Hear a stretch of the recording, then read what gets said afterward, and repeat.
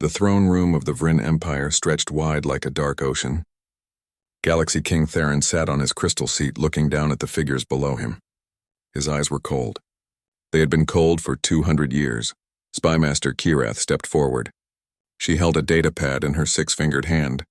Her scales reflected the blue light from above. "My king, the human problem grows," she said. Her voice was quiet but clear. "Their general, Park Minji, has won 3 battles against our forces. The humans follow her. They trust her. She makes them dangerous." Theron waved one hand. The gesture was lazy, bored. "One general? These humans discovered space travel only 30 years ago. They are children playing with fire. Kill her, make it public. Show them what happens when they resist us." Kirath bowed her head. "It will be done, my king. I will send the Shadow Fangs." The Shadow Fangs. 5 assassins who had never failed. They had killed emperors and warlords across 20 star systems. Sending them after one human general seemed like using a hammer to crush an insect. But Theron wanted a message sent.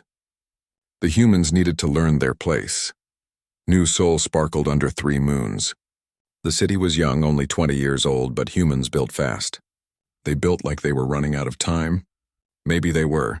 General Park Minji stood on a stage in the military plaza. Around her, 5,000 soldiers stood in perfect rows. She was giving medals to heroes from the Battle of Titan's Gate. Her uniform was dark blue, simple, clean. No extra decorations. She didn't need them. Lieutenant Han Junho stood 3 steps behind her. He was young, only 28, but his eyes were always moving. Always watching. He saw the crowd. He saw the buildings. He saw the shadows. Something felt wrong. The ceremony ended. Park Minji walked toward the secured corridor that led to her transport. Han Junho followed. So did 6 guards. The corridor was metal and cold. Lights hummed overhead. "General," Han Junho said quietly. The lights died. Complete darkness. Then the screaming started. Park Minji moved on instinct. She dropped low and rolled left. Something sharp whistled past her head. She heard metal cutting through air. She heard bodies hitting the floor. Her guards were dying. Then emergency lights kicked in. Red and dim, but enough to see. 5 figures stood in the corridor. They were tall, covered in black armor that seemed to drink the light. Their faces were hidden behind masks. They held weapons that glowed with energy. Park Minji recognized them from intelligence reports. Vryn assassins. The best the Empire had. 2 of her guards were dead. 3 more were injured. Han Junho was on his feet, blood running down his face, but his gun was up. The lead assassin spoke. His voice came through a translator, cold and mechanical. "General Park Minji, your death has been ordered by Galaxy King Theron. You will—" Park Minji shot him in the throat. The assassin stumbled back, surprised. His armor had protected him from the bullet, but the impact had interrupted his speech. His pride was wounded. That was when the walls exploded. Hidden charges Park Minji had placed weeks ago detonated. EMP charges. The assassin's cloaking technology died. Their weapons flickered and failed. They had walked into a trap. "You see," Park Minji said calmly, standing up and brushing dust from her uniform. "I read your intelligence reports. I know how the Vryn think.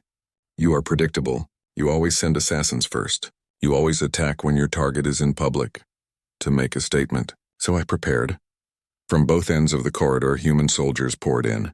They wore special armor, insulated against EMP. They carried weapons designed to punch through Vryn shields. Han Junho stood beside his general, his gun never wavering. The fight was brutal and fast. 2 assassins died in the first 30 seconds, overwhelmed by crossfire. The other 3 tried to retreat, but there was nowhere to go. One was shot in the leg and collapsed. Another took a grenade blast and stopped moving. The last one, the leader, fought like a demon. He killed 3 more human soldiers before Park Minji herself put a bullet through his knee. When the smoke cleared, 3 assassins were still breathing. Barely. The interrogation room was deep underground. Cold, empty except for a table and 2 chairs. Park Minji sat across from the lead assassin. His mask was gone. His face was gray, reptilian, covered in scars. His eyes burned with hate. "You will tell me everything," Park Minji said. Her voice was quiet, calm. The assassin laughed. It sounded like rocks grinding together. "We are Shadow Fangs, we do not break. Torture us, we will tell you nothing." I will not torture you, Park Minji said. She leaned forward. I will simply explain why you have already lost. For 6 hours she talked. She did not ask questions. She simply told the assassin about human psychology, about fear, about how the Vryn Empire saw humans as weak, soft, easily broken. She explained how that was their greatest mistake. Humans were not weak. They were desperate. And desperate creatures fight harder than confident ones. She told him about Earth, about how humans had nearly destroyed themselves a dozen times and rebuilt each time, about wars that killed millions and the lessons learned from them, about weapons humans had created that could crack planets and then chose not to use, about the choice to be civilized not because humans were soft, but because they knew exactly how terrible they could be. By the 3rd hour, the assassin stopped laughing. By the 5th hour, he was answering questions. By the 6th hour, he had told Park Minji everything. The Vryn battle plans, the location of their fleet, the king's opinion of humanity, everything. The other 2 assassins broke faster. When Park Minji was finished, she stood up. She looked down at the 3 assassins. Thank you, she said. You have been very helpful. Then she pulled out her sidearm and shot each one in the head. 3 quick shots, clean, professional. Their bodies slumped forward. Han Junho stood in the doorway. He looked pale but said nothing. Prepare the heads, Park Minji said. Preserve them in stasis gel. Find a Vryn ceremonial container. Something expensive. Something that will insult them when we use it for this purpose. General, Han Junho said carefully. Are you sure about this? Sending their heads back. It is a declaration of war. Park Minji looked at him. Her eyes were hard. They declared war when they tried to kill me. I am simply responding. The Vryn need to understand something. Humans do not beg. We do not submit. When you come to kill us, you had better succeed. Because if you fail, we will send you home in pieces.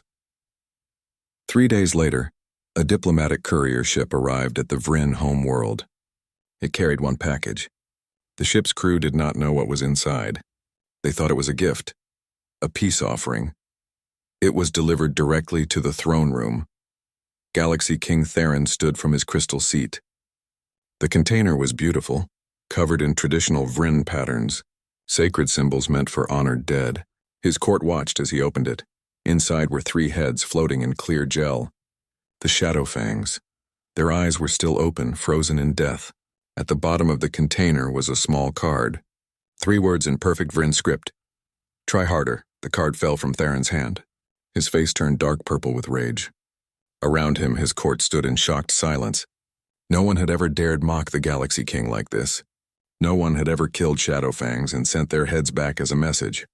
High Commander Vexith stepped forward carefully. My king, perhaps we should... War. Theron's voice shook the throne room. Ready the fleet, all of it. These humans think they can mock me? I will burn their worlds. I will scatter their ashes across space. I will make them remember why the galaxy fears the Vryn Empire. Vexith bowed low, but his mind was troubled. He had studied the intelligence from the assassination attempt. The humans had been prepared. They had outsmarted the Shadowfangs. That should not have been possible. What kind of species could do that? And more importantly, what kind of species would be so bold as to send such a message to a king who ruled half the galaxy? The answer terrified him. A species that was not afraid to die. A species that would rather fight than kneel. A species that might actually be as dangerous as they thought they were. The war room in Hope's Dawn orbital fortress was quiet. Too quiet. General Park Minji stood at the center table, watching holographic displays float in the air. Red markers showed Vryn fleet movements. So many red markers. Admiral Kim Dae-hyun stood beside her. He was a big man, gray hair, tired eyes. He had seen too many battles. 80 ships heading for Helios Prime. Another 60 moving toward Arcadia Station. They are serious this time. They were always serious, Park Minji said. They just did not respect us before. Now they are angry. Anger makes people stupid. Captain Lee Hyerin entered the room. She was shorter than the others, thin, but she moved like a blade. Her eyes were enhanced with cybernetic implants that glowed faintly blue. Wraith Squad is ready. Give us a target. Park Minji turned to face them all. Around the table stood her best commanders. These were the people who would save humanity or die trying. The Vryn think overwhelming force will break us. They are wrong. We cannot match their numbers, but we can make them pay for every meter of space. We turn their strength into weakness. How?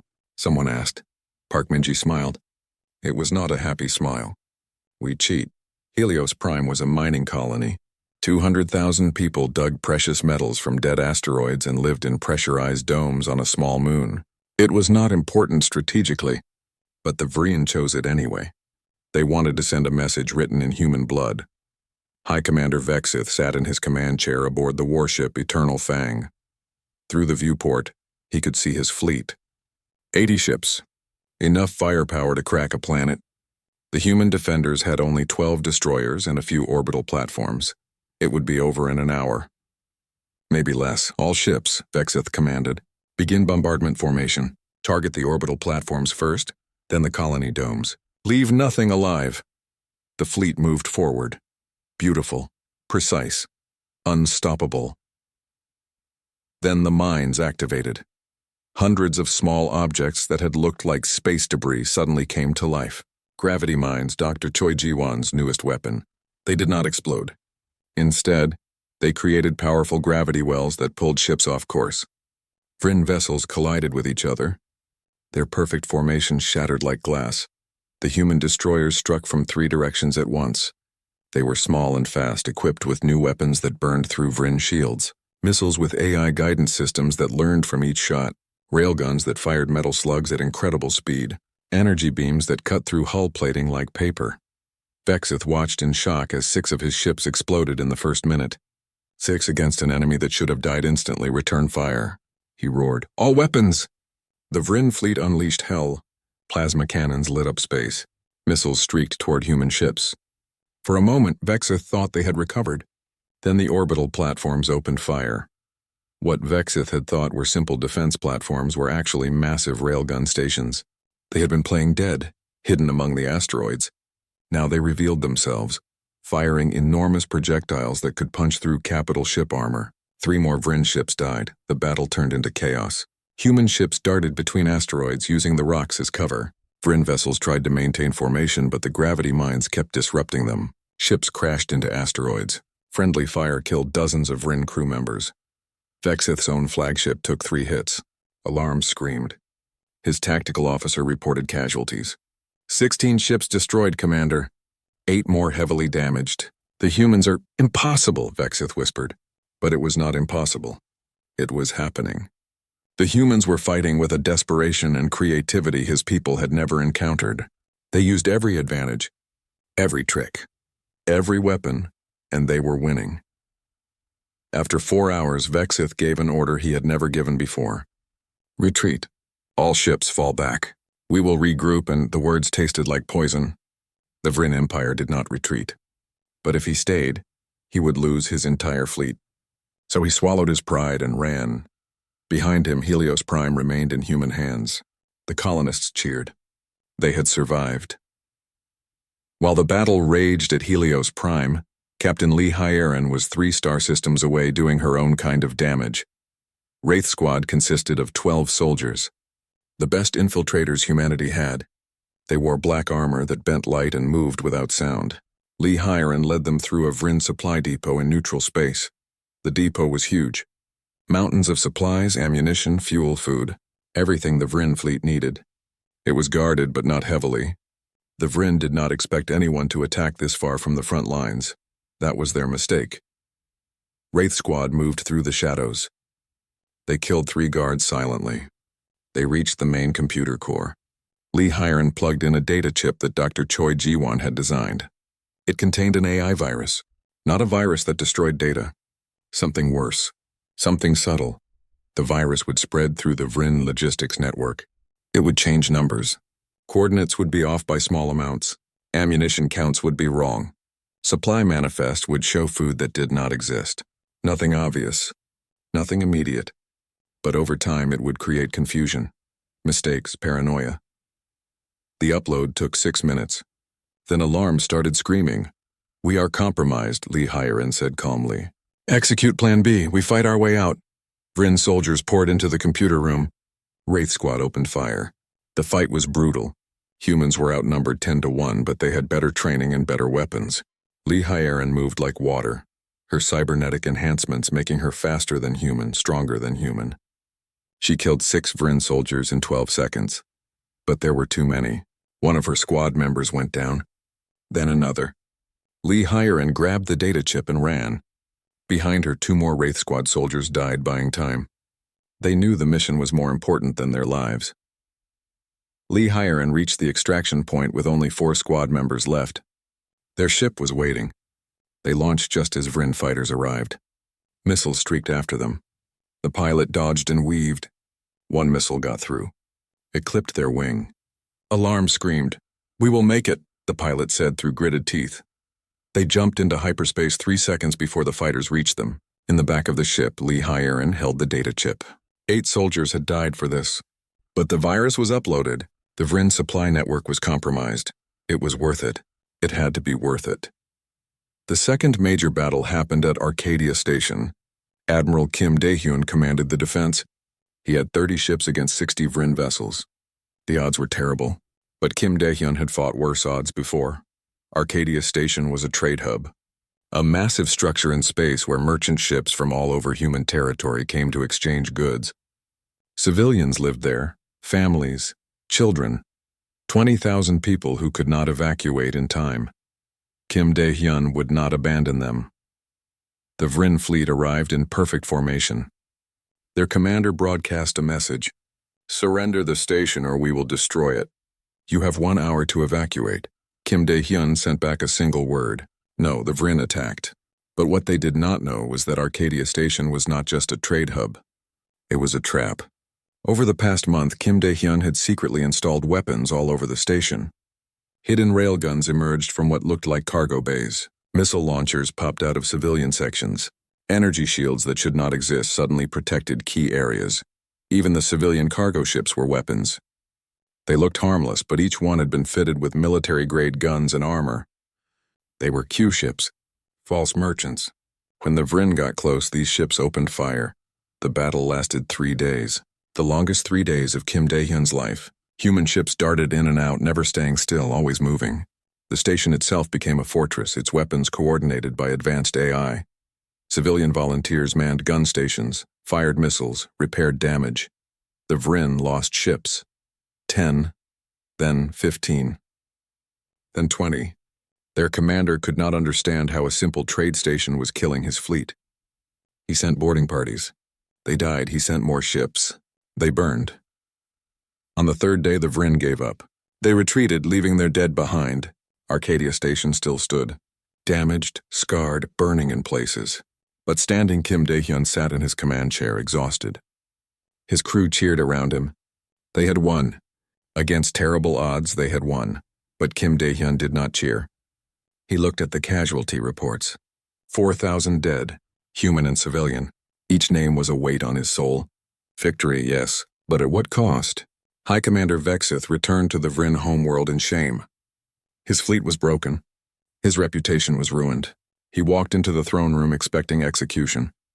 Galaxy King Theron sat on his crystal seat, his face dark with rage. "You lost to humans, to primitives who barely know how to build ships. My king," Vexith said carefully. "The humans fight unlike any species we have encountered. They do not fight with honor. They do not follow rules. They use every trick, every weapon, every advantage. They fight like they have nothing to lose." "Because they do not," a voice said. Prince Vyler stepped forward. He was young, ambitious, eager to prove himself. "Father, Commander Vexith is old. He has lost his edge. Let me take command. I will crush these humans. I will burn their worlds to ash," Vexith wanted to argue. But what could he say? He had lost 2 major battles. The young prince might succeed where he failed. Or the prince might learn the same lesson Vexith had learned. That humans were far more dangerous than they appeared. Theron Khan's General Park Minji stared at the star map. Red markers everywhere. 300 Vryn ships moving toward the solar system. Toward Earth. The biggest fleet humanity had ever faced. Lieutenant Han Junho stood beside her. He looked young today, scared. "Can we win?" Park Minji did not answer right away. She looked at all the outer colonies marked on the map. Settlements humans had built over 30 years. Homes, dreams, all of them about to be abandoned. "No," she said finally. Not if we spread ourselves thin. We need to concentrate our forces. Every ship, every soldier, every weapon, everything we have must defend Earth. The colonies, will be evacuated. We save the people. We abandon the territory. Her voice was cold, professional, but her hands shook slightly. Han Junho pretended not to notice. That night, Park Minji broadcast her orders to all human space. Millions of colonists watched her face on their screens. She told them the truth. The Vrin were coming with overwhelming force.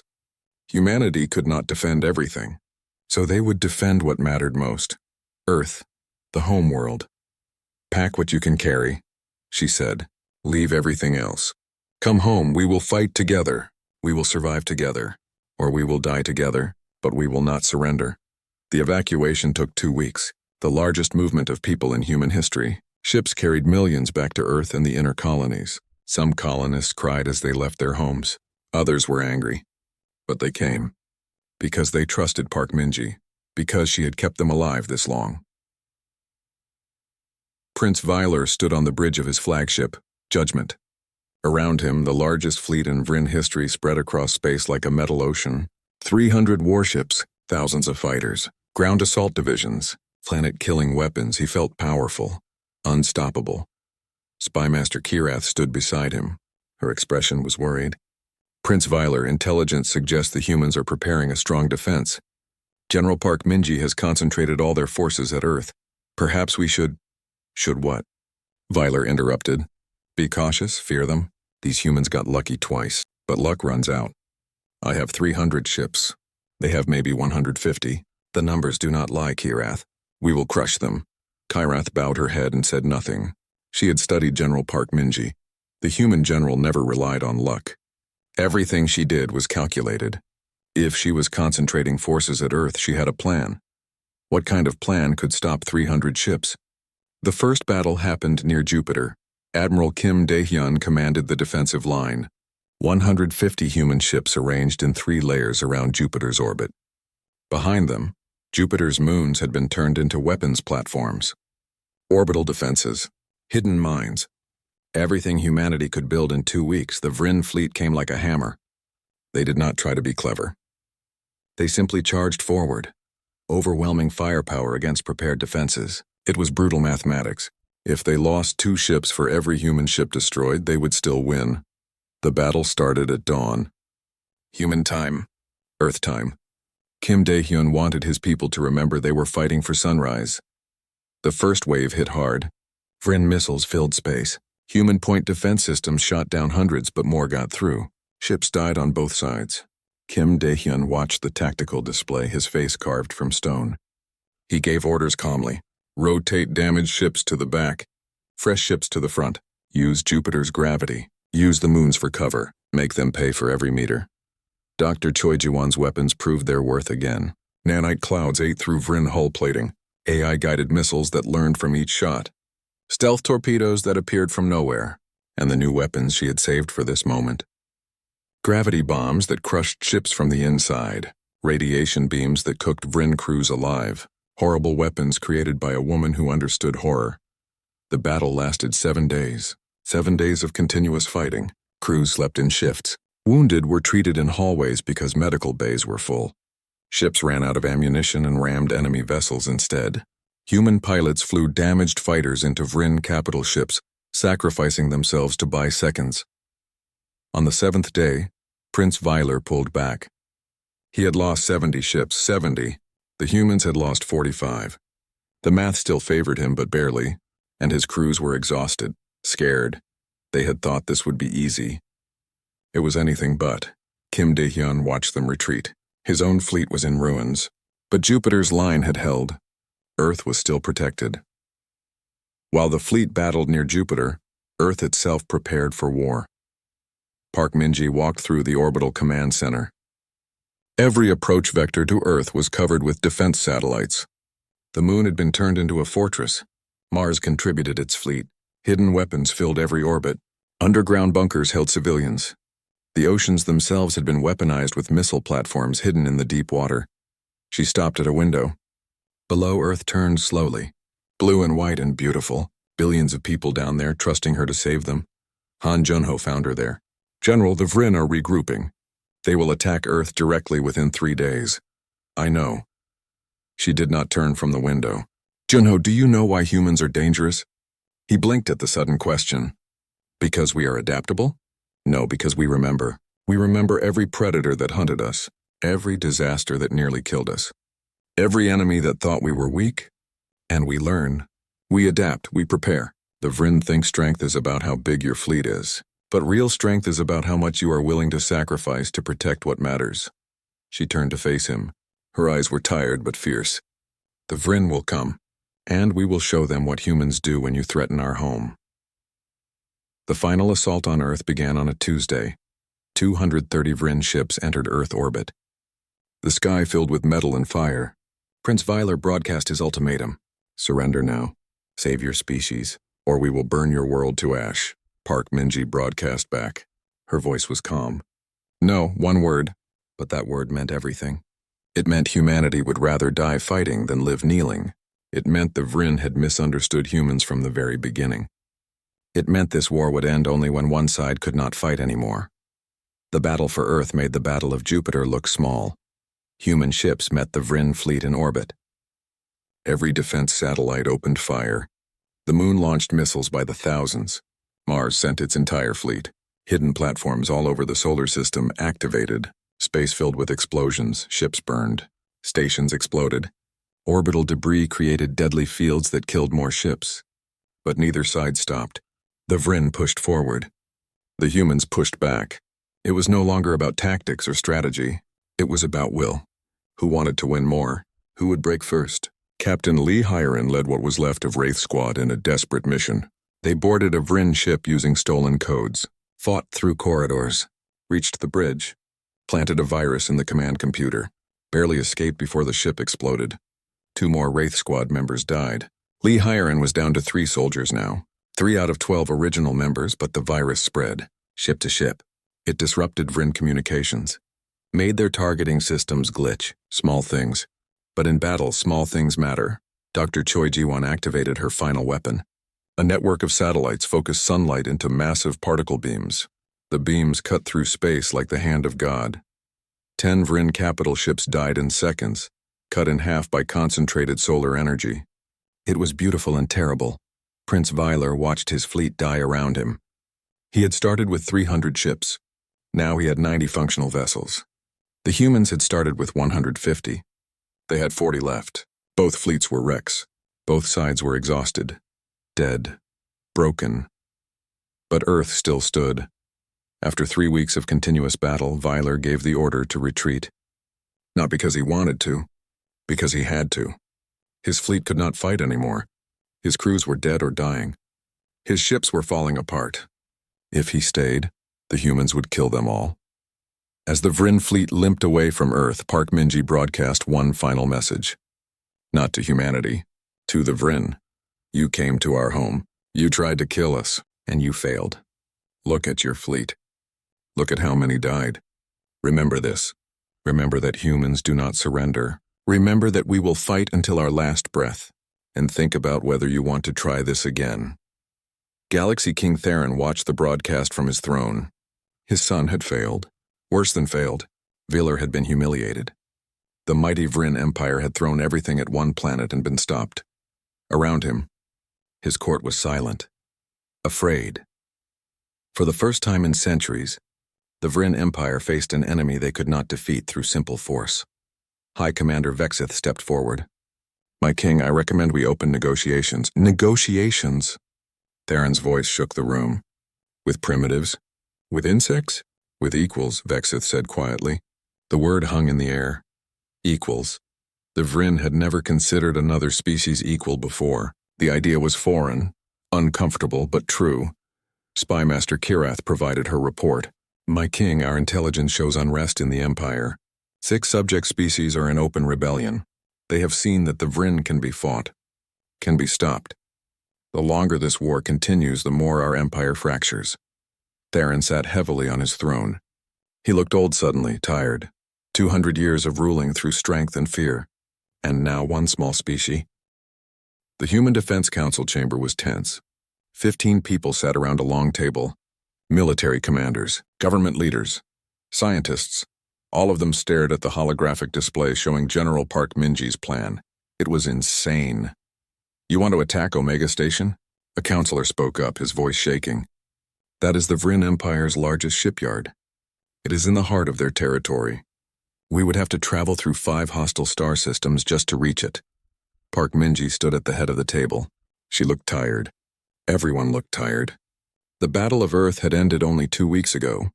Yes, that is exactly what I want to do. Why? Another counselor asked. We barely survived defending Earth. How can we possibly attack into Vrin space? Because they do not expect it, Park Minji said. The Vrin think we are broken, desperate, defending. They think we will sit behind Earth and wait for their next attack. If we strike now while they are regrouping, we catch them off guard. Admiral Kim Dae-hyun stood up. I support this plan. Omega Station builds most of the Vrin fleet. If we destroy it, we cripple their ability to make war. They will have to negotiate seriously. Otherwise, the war drags on for years and we all die slowly. A civilian counselor shook her head. And if we fail? If we lose our best ships deep in enemy territory? Then we have nothing left to defend Earth when they come back. Park Minji looked at the woman. You are right. It is a gamble, maybe the biggest gamble in human history. But doing nothing is also a gamble. The Vrin will rebuild. They will come back stronger. We can either wait for that to happen or we can try to end this war now. The room fell silent. Everyone knew she was right. They just did not want to admit it. Finally, the vote came. 8 in favor, 7 against. The narrowest possible margin, but enough. Operation Vanguard was approved. Captain Lee Hyerin walked through the intelligence center. She was looking for something. Someone. Information that could make the impossible possible.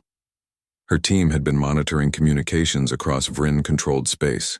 Encrypted messages. Hidden signals. What they found was interesting, very interesting. Several species under Vrin control were talking to each other. Planning they could not rebel openly. The Vrin were too strong. But they could help humanity. Quietly. In secret.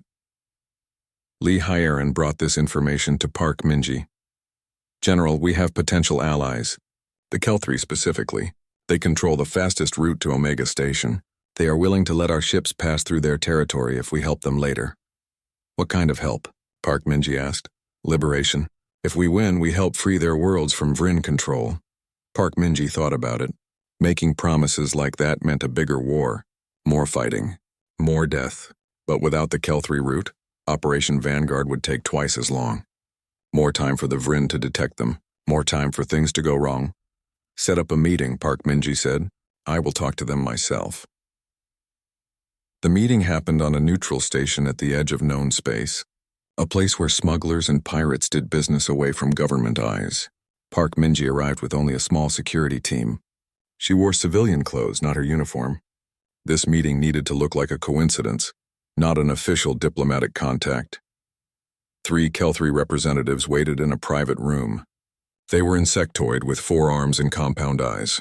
Their translator devices made their voices sound musical. Beautiful despite the ugly business they discussed. General Park, the lead Kelthri said, we have watched your war with great interest. You have done what we thought impossible. You have made the Vrin bleed. We are still bleeding ourselves, Park Minji replied. But we are not dead yet. No, you are not. The Kelthri's compound eyes reflected light strangely. We can help you. Safe passage through our territory. Supplies. Information about Vrin defenses. But we need something in return. Freedom, Park Minji said. You want us to help liberate your worlds after we finish with the Vrin? Yes, is that acceptable? Park Minji did not answer immediately. She thought about all the wars humanity had already fought. All the battles still to come. Could they afford another commitment? Could they afford not to have allies? I cannot promise victory, she said finally. I cannot promise we will survive this war. But if we do survive, if we win, then yes, we will help you. Not because we want to build an empire, but because every species deserves the chance to be free. The Kelthri conferred among themselves in their own language, quick clicking sounds. Then the leader turned back. We accept. The Kelthri will aid humanity, and perhaps together we can change this galaxy. They sealed the agreement with a traditional Kelthry ritual, shared blood from all parties mixed together. It was symbolic, but symbols mattered. This was the first real alliance humanity had made with another species. The first step toward something bigger than just survival. Back on Earth, preparations continued. Admiral Kim Dae-hyun selected the ships for Operation Vanguard. 50 vessels, their best, their fastest, their most advanced. Every ship was equipped with Dr. Choi Ji-won's newest weapons. Every crew was handpicked. Veterans only. People who understood what they were being asked to do. Dr. Choi herself walked through the weapons bay of the flagship. She checked every system personally. The nanite swarms, the gravity bombs, the AI-controlled drones, and the new thing. The weapon she had not told anyone about yet. It was a virus, but not for computers, for biology, specifically designed to target Vrin physiology. It would not kill them. Choi was not a monster, but it would make them very, very sick. Sick enough that they could not fight, could not work, could not maintain their ships. Park Min-ji found her there. Is it ready? Choi looked up. Her eyes were dark, haunted. Yes, but General, you should know. If we use this, there is no going back. The Vrin will never forgive biological warfare. Never trust us again. It crosses a line. They crossed a line when they tried to exterminate us, Park Min-ji said coldly. This is survival. We use every advantage we have. Or we die, Choi nodded slowly. She understood. In war there were no clean hands. Only winners and losers. I will load it onto the ships, but I hope we do not have to use it. So do I, Park Min-ji said quietly, and she meant it. But hope was not a strategy. Preparation was. The night before the fleet launched, Park Min-ji could not sleep. She walked through the halls of the orbital fortress, past rooms where soldiers slept, past windows showing Earth below, so peaceful from up here, so fragile. She found Lieutenant Han Junho in the observation deck. He stood alone, looking at the stars. Cannot sleep either? She asked. He turned, smiled weakly. No, too much thinking. General, can I ask you something? Always. Do you think we will win? Park Min-ji was quiet for a long moment. I do not know. The odds are terrible. We are outnumbered, outgunned, fighting an enemy on their own territory. But I know this. We have to try. Because if we do nothing, we die anyway. At least this way we die fighting. And maybe, just maybe, we win. Is it worth it? All the death? All the sacrifice? She looked at him. Really looked at him. He was so young, 28 years old. He should have been living a peaceful life. Should have been falling in love, starting a family, building a future. Instead, he was preparing to die in deep space. Because of orders she gave. I keep a list, she said quietly. Every soldier who has died under my command. I write down their names. I remember them. Right now, that list has 4,217 names on it. Every one of them is a weight I carry. Every one of them is someone who trusted me to keep them alive, and I failed. Han Junho stared at her. General, but you know what? If I had to choose again, I would make the same decisions. Because those 4,000 deaths bought time for billions to live. That is what command means. Making terrible choices so others do not have to. Carrying the weight so they can sleep at night. Is it worth it? I do not know. But it is necessary, and someone has to do it. They stood together in silence, two people carrying the weight of humanity. Outside the window, stars shone cold and distant. Beautiful and deadly, like everything else in this war. The fleet launched at dawn. 50 human ships, the best they had. Admiral Kim Dae-hyun commanded from the bridge of the destroyer Hope's Fury. Captain Lee Hyerin and the last 3 members of Wraith squad were aboard. Dr. Choi, Ji-won's weapons were loaded and ready. Park Min-ji watched from Earth. She wanted to go. Every instinct told her to be there, leading from the front. But she was needed here. Someone had to coordinate the defense if this failed. Someone had to pick up the pieces. As the ships prepared to jump to hyperspace, she made one final broadcast. Her face appeared on every screen in the fleet. You're about to do something no human has done before. Strike at the heart of an empire that has ruled for centuries. The odds are against us. They always are. But we have something they do not. We have each other. We have the knowledge that we fight for our homes, our families, our future. Show them why humanity should never be underestimated. Show them we are not prey. We are predators, and it is time they learned what it means to be hunted. The ships vanished into hyperspace, blue-white flashes. Then empty space. Park Minji stood alone in the command center. Around her, officers worked quietly, monitoring, waiting. The fleet would be in hyperspace for 3 days. 3 days with no communication. No way to know if they were safe or dead. Han Junho stood beside her. What do we do now? We wait, she said. We prepare. And we, Admiral Kim Di-hyun, stared at the tactical display. 120 Vrin warships, 3 defensive rings around Omega Station, automated weapons platforms everywhere. His fleet had 50 ships. The math was brutal, sir, his tactical officer said quietly. We can jump back to hyperspace. Retreat before they close the trap. Kim Dae-hyun thought about it. Retreat was the smart choice. The safe choice. But if they retreated, the war would drag on. More years. More battles. More death. And eventually humanity would lose. This was their only chance to strike a real blow. Their only chance to force peace. No, he said. We came here to do a job. We will do it or die trying. All ships battle formation. We push through. Around the bridge, officers looked at each other. They knew what this meant. Many of them would not survive the next hour. But no one protested. They had known the risks. They had volunteered anyway. That was what made them human. The ability to choose death for a chance at victory. The Vrin could not understand that. They fought for empire, for glory. But humans fought for each other, for home. And that made all the difference. The battle began with a human attack on the outer defensive ring. Dr. Choi Ji-won's weapons proved their worth immediately. Nanite swarms spread across automated platforms, eating through circuits and power systems. Stealth missiles slipped through shields and detonated inside weapons arrays. AI-controlled drones sacrificed themselves by the dozens, creating gaps in the defenses.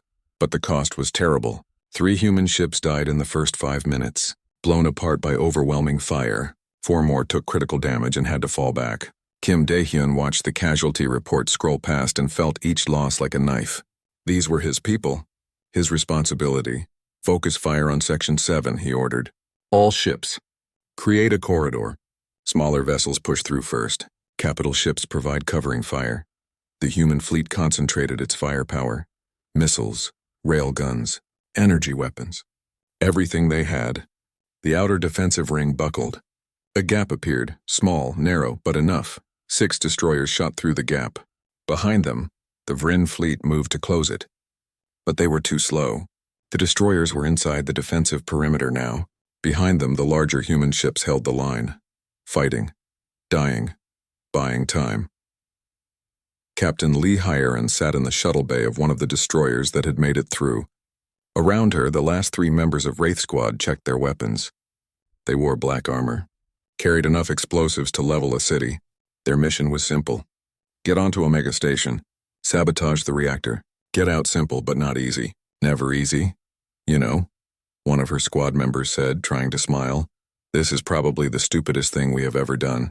And we have done a lot of stupid things. Lee Hyerin checked her weapon one last time. Probably. But if it works, we go down in history. If it does not work, well, we will not be around to care. The shuttle launched. It was small, painted to look like debris. Stealth technology kept it hidden from sensors. The pilot threaded through the chaos of battle. Ships exploded around them. Missiles streaked past. Twice debris nearly hit them. But they made it. The shuttle attached to Omega Station like a parasite. Cutting tools burned through the hull. Then Wraith Squad was inside, alarms screamed. The station knew it was breached.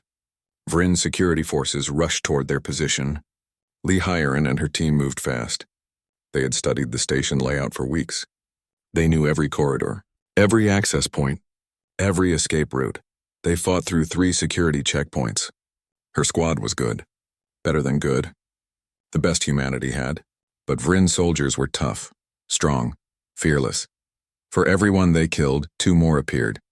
1 squad member went down, shot in the chest, dead before he hit the floor. 2 left now. Lee Hyerin and 1 other. They kept moving. Had to keep moving. The mission was bigger than any of them. They reached the reactor control center. It was huge. Massive machinery that powered the entire station. Lee Hyerin began placing charges. Carefully, precisely. These were not simple explosives. They were designed to cause a cascade failure. One explosion would trigger another, then another, until the whole station tore itself apart. How long? Her last squad member asked. He was watching the door. His gun never stopped moving. 2 minutes. We do not have 2 minutes. Vryn elite guards burst through the door. The best soldiers the Empire had. They moved like water. Deadly, professional. Lee Hiren's squad member opened fire. Killed 3, 4. But there were too many. He went down fighting. Buying seconds. Precious seconds. Lee Hiren armed the last charge. Her hands were steady despite the chaos. Despite the death. The timer started. 30 seconds. She turned to face the Vryn guards. Her gun was almost empty. Her armor was damaged. She was alone, but she was not done yet. She fought. Killed 2 more guards. Her cybernetic enhancements made her faster than human. Stronger than human. But even she had limits. A Vryn blade cut through her armor. Pain. Hot and sharp. She fell. The charges detonated. The reactor control center exploded. The blast wave threw Lee Hiren across the room. She hit a wall hard. Everything hurt. Her vision blurred. But through the pain she saw it. The cascade beginning. Explosions spreading through the station like fire. Beautiful, terrible. She triggered her emergency beacon. Then everything went black. Admiral Kim Dae-hyun saw the explosions through his viewport. Omega Station lit up like a dying star. Chain reactions spread through the massive structure. Construction bays exploded. Fuel tanks detonated. The station began tearing itself apart. Mission accomplished, someone whispered. Not yet, Kim Dae-hyun said. We still need to get out of here. All ships begin retreat. Stay together. Watch for Prince Veiler's flagship Judgment suddenly accelerated toward them. The prince was not going to let them escape. He wanted revenge, wanted to kill the humans who had destroyed his empire's greatest shipyard. Concentrate all fire on that flagship, Kim Dae-hyun ordered. Every ship. Everything we have left. 23 human ships. That was all they had left. 23 out of 50. But they still had weapons. They still had will. And they were not going to die quietly. Every human ship fired at once missiles, railguns, energy weapons. A coordinated barrage that lit up space. The Vryn flagship was strong. Its shields absorbed most of the damage. But not all. Not enough. The shields flickered, failed. Direct hits tore through the hull. Veilar's flagship began spinning out of control. Kim Dae-hyun saw escape pods launching. The prince was abandoning ship. Running away, the remaining Vryn fleet broke off pursuit. They moved to rescue their prince. That was their mistake. It gave the humans time. Pick up any survivors from our boarding parties, Kim Dae-hyun ordered. Then jump to hyperspace now. One shuttle appeared on sensors. Emergency beacon. Captain Lee Hiren's signal. A destroyer broke formation to grab the shuttle. Seconds. They had only seconds before the Vryn recovered. The shuttle was recovered. Lee Hiren was inside. Barely alive, but alive. The human fleet jumped to hyperspace. Behind them, Omega Station continued to die.